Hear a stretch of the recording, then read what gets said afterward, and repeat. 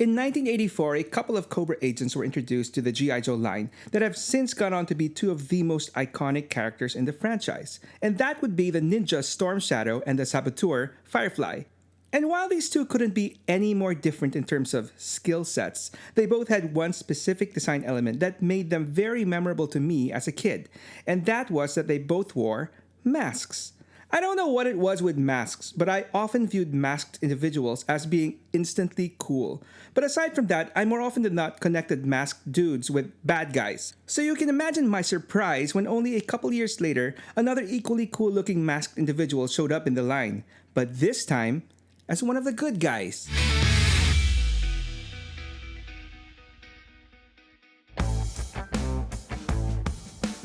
The fourth wave of G.I. Joe action figures released in 1986 will always be for me a sorta refresh for the toy line. While we got some Joes with new and unique specialties like the Night Spotter Lowlight and Computer Specialist Mainframe, the majority of new recruits were basically refreshes of designations held by Joes from the previous years. Case in point, we got a new Snow Trooper, Laser Trooper, Communications Specialist, Marine, SEAL, and a brand new Ranger. Now, while I was excited to be introduced to all these new and colorful Joes, it was the Ranger Beachhead that I immediately gravitated to from the start for one simple reason. He wore a mask that to an 8-year-old like me made him instantly better than Ezra. I mean, the rest.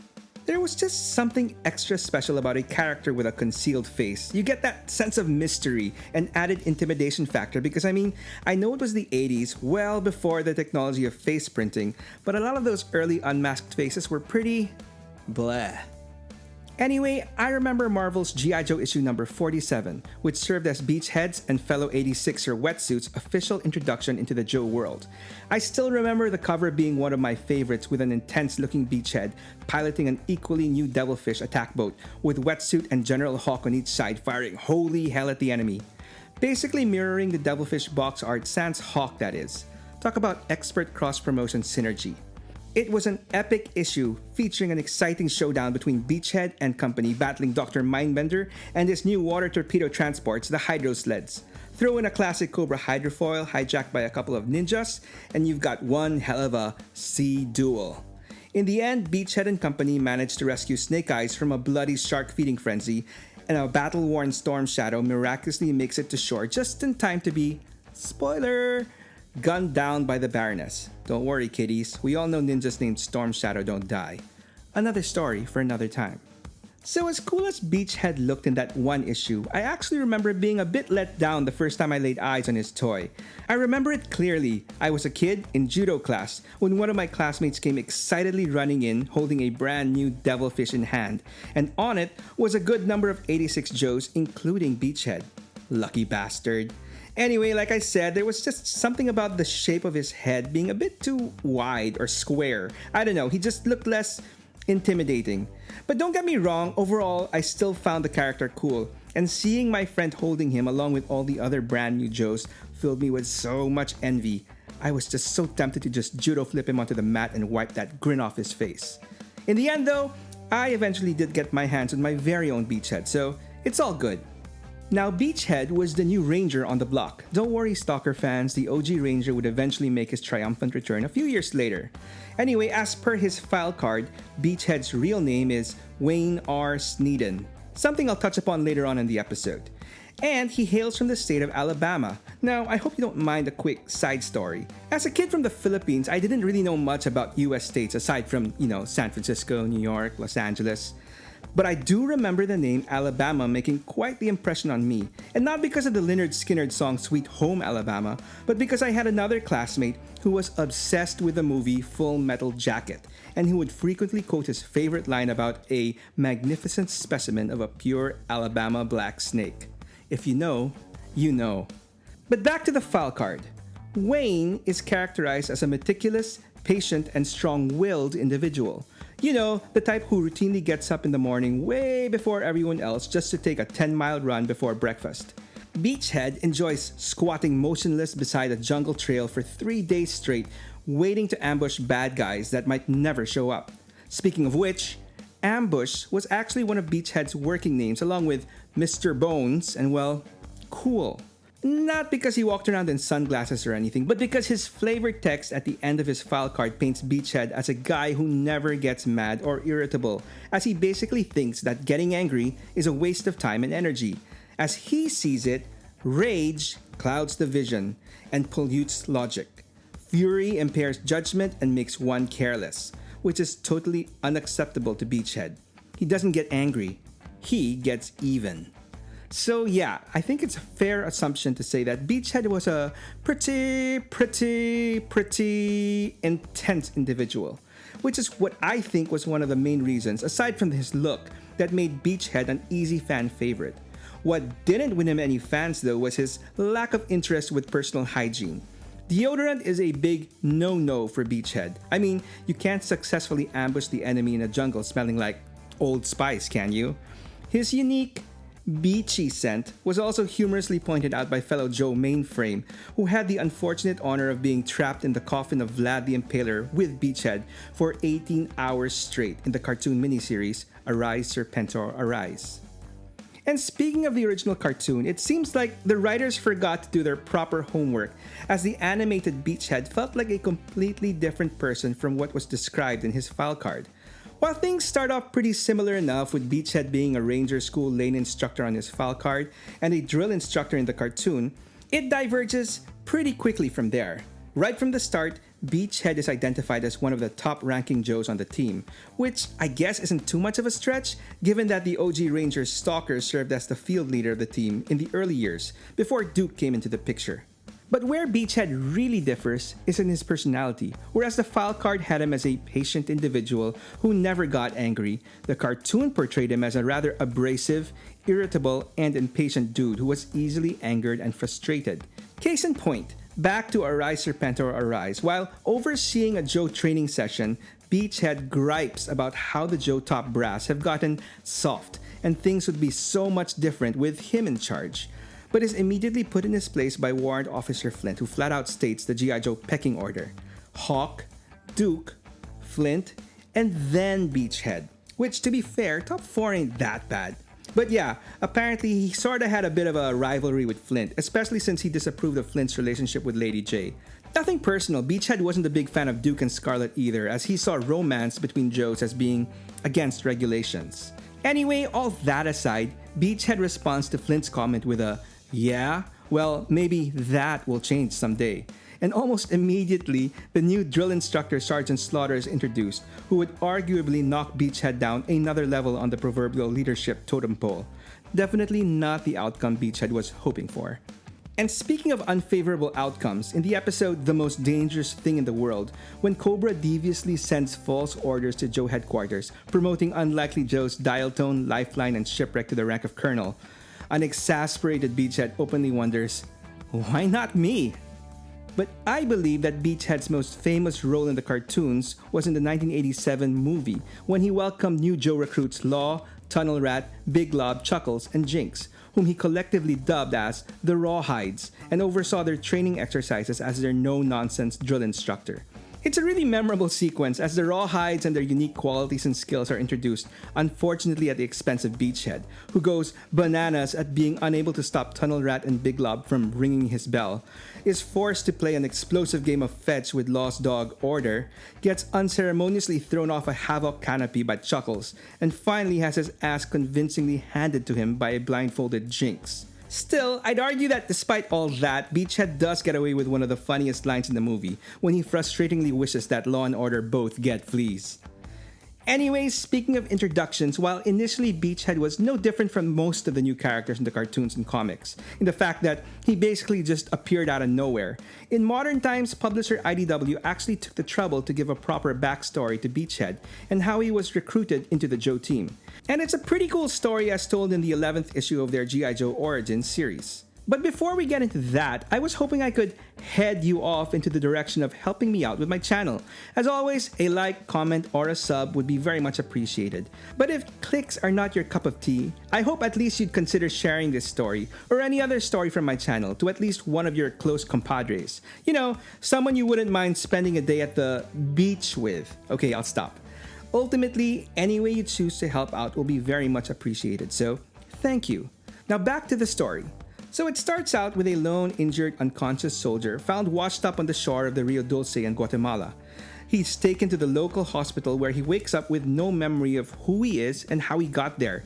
And hearing that he speaks English, the staff enlists the help of an American doctor named Dr. Anderson, who helps him partially regain his memory by showing him his recovered bloodied uniform.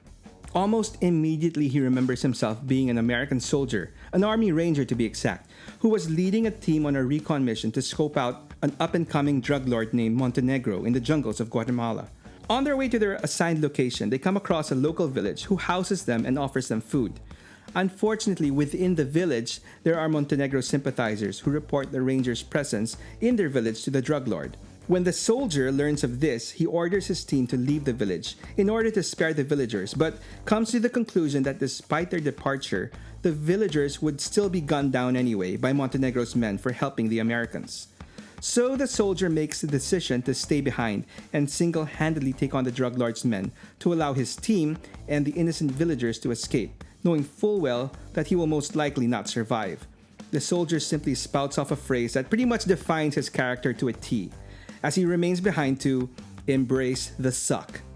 Anyway, while initially putting up a commendable fight, taking out a good number of Montenegro's men, he is eventually shot and falls down a cliff into the Rio Dulce down below, which brings us to the opening scene where he is discovered washed up on the shore.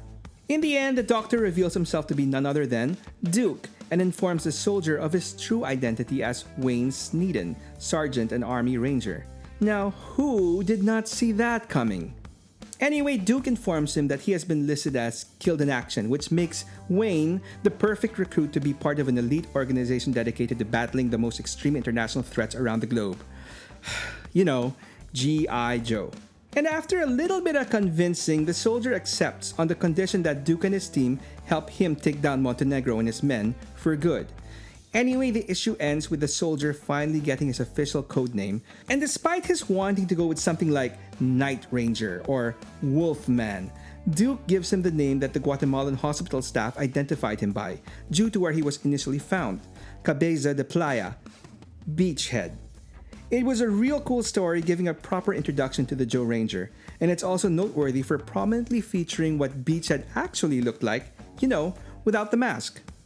And speaking of which, this actually wasn't the only time Beachhead has been shown without his signature green balaclava. In fact, there have been a good number of instances across different media where we get to see the actual face behind the mask, but funnily enough, what he looks like actually differs almost every single time. In the original cartoon, his face has been randomly revealed, most likely owing to animation errors. But for what it's worth, his cartoon face is clearly shown in his design from what I assume is the cartoon reference sheet.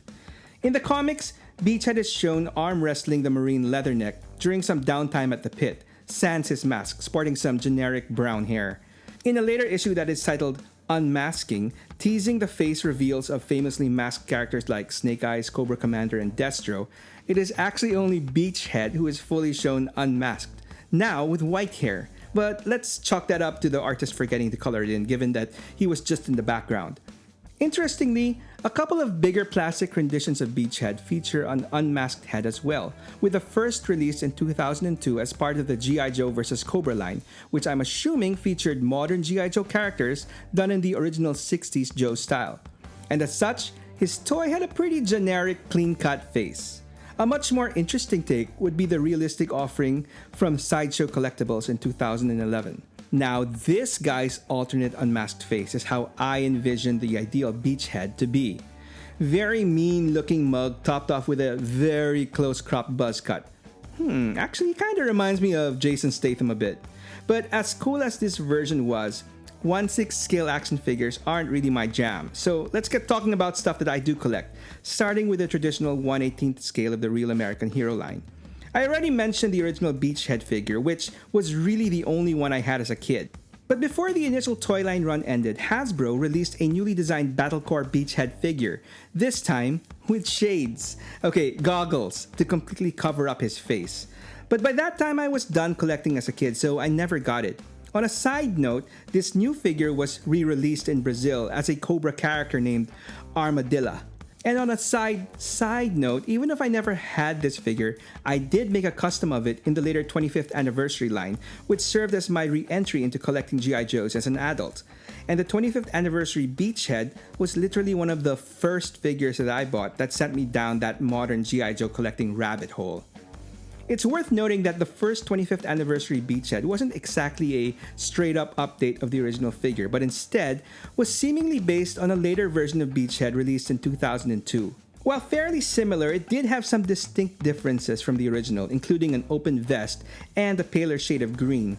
Eventually though, we did get a straight-up update of his original figure that came packed in with his coffin mate mainframe. And an interesting addition to this set was an alternate unmasked head for Beachhead with yet another look, this time sporting a kinda Fu Manchu mustache. We also got another variant figure based off his more basic and streamlined look from the animated micro-series G.I. Joe Resolute, wherein Beachhead teamed up with his fellow ranger Stalker to rescue some scientists held hostage by Destro and the Baroness, practicing the clarinet. Sorry, couldn't resist. Anyway, if you want my favorite 1/18th scaled version of Beachhead, it would hands down be the one that we got in 2010 as part of the awesome Pursuit of Cobra line. It's the perfect combination of the classic design with a ton of modern flair. In fact, I'd even go as far as to say that, OG version aside, this is the best look Beachhead has had in any scale. But we're not done yet, as the two most recent versions of Beachhead released were part of the G.I. Joe Classified line, which featured figures in the larger 1/12th scale. The first one came out early on when Hasbro was still waffling between a more futuristic or classical aesthetic to the line. So as a result, this first Beachhead was a bit of a hybrid, actually leaning closer to the previously mentioned 2002 version. This figure had the unfortunate combination of being a Target exclusive that was released around 2020 during the pandemic, which made it one of the harder figures to find and thus fetching a very high secondary market price. Fortunately, at the time, I was not yet collecting classified, and so I didn't lose sleep trying to track this guy down. When I did start, Hasbro was in full swing with their classified retro subline featuring pretty much straight up updates of the OG figures down to the oversized card back packaging. And that's where I got my classified version of Beachhead. Two of them actually. See, given how highly sought after the previous Beachhead was, I wasted no time in pre-ordering this new Beachhead on Amazon, but when he was released earlier in Singapore, I had my friend who was conveniently coming over to Manila for a visit pick one up for me with the full intention of canceling my original pre-order when I had the actual Beachhead figure in hand from my friend.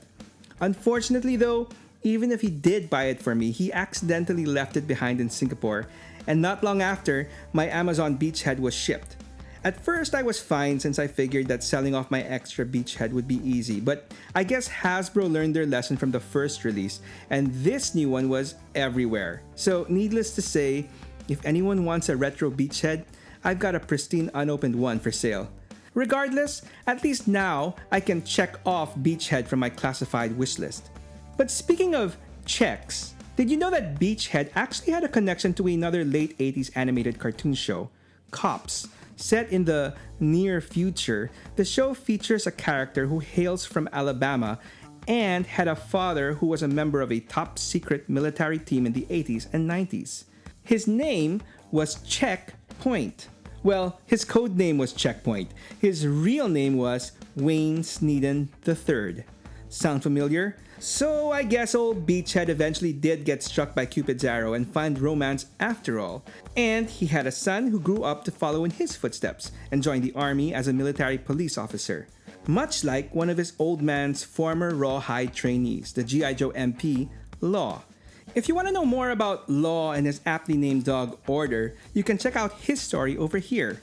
Or if you want other Joe stories, you can check out this playlist over here. Either way, thanks for watching, and I hope you come back for more.